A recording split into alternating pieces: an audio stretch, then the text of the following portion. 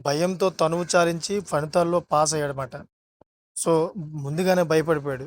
ఎందుకిలా చేశాడనే విషయాలు మనం వీడియోలో పూర్తిగా తెలుసుకుందాం. ఇంటర్ ఫస్ట్ ఇయర్‌లో ఫలితాల్లో 347 మార్కులతో ఉత్తీర్ణత పొందాడు. భయం మనిషిని ఎంతటి దారుణ నిర్ణయానికైనా ఉరుకొల్పుతుందని చెప్పడానికి ఖమ్మం జిల్లాలో జరిగిన అక్షంత ఆత్మహత్య ఘటనే నిదర్శనం మాట. పరీక్షలో ఫెయిల్ అవుతారనే భయంతో ప్రాణాలు తీసుకున్న ఆ విద్యార్థి ఆదివారం వెలువడిన ఇంటర్ ఫలితాల్లో ఉత్తీర్ణుడయ్యాడు. సో, ఆ గ్రామంలో విషాదం నింపింది.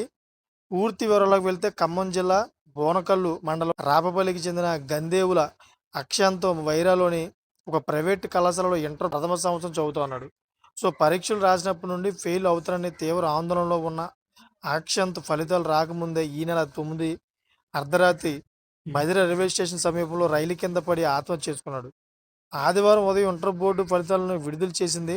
సో, తన కుమారుడు ఏ పరీక్ష గురించి భయపడి చనిపోయాడు. ఆ ఫలితాల్లో ఆక్షన్‌తో ఎంపీసీ గ్రూప్‌లో 347 మార్కులు సాధించి పాస్ అయినట్టు సమాచారం రావడంతో తల్లిదండ్రులు షాక్ గురయ్యారు.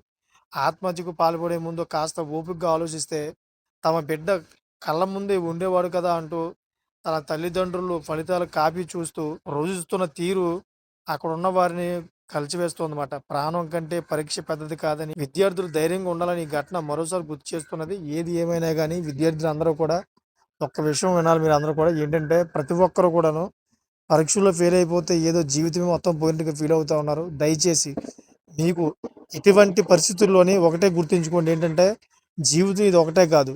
పరీక్షల్లో ఫెయిల్ అయిపోయినా గానీ మళ్ళీ రాసి పాస్ అవ్వచ్చు. కానీ జీవితం అనేది ఒక్కసారే ఉంటుంది. మీ లక్ష్యాలు ఎన్నో ఉంటాయి. ఇది ఒక్కటే కాదు. మీరు నార్మల్‌గా పాస్ అయినా గానీ బోలెడు ఉద్యోగాలు సాధించవచ్చు. దయచేసి ఇటువంటి నిర్ణయాలకు పోవద్దు. అదేవిధంగా పేరెంట్స్ కూడా పిల్లలకి తగు ఎంకరేజ్‌మెంట్ ఇస్తే వాళ్ళు ఇటువంటి నిర్ణయాలు తీసుకోరు. మీకేమనిపిస్తుందో కామెంట్ చేయండి. అదేవిధంగా ఇటువంటి లేటెస్ట్ ఇన్ఫర్మేషన్ కోసం ఛానెల్‌ని సబ్స్క్రైబ్ చేసుకోండి. Thank for watching friends.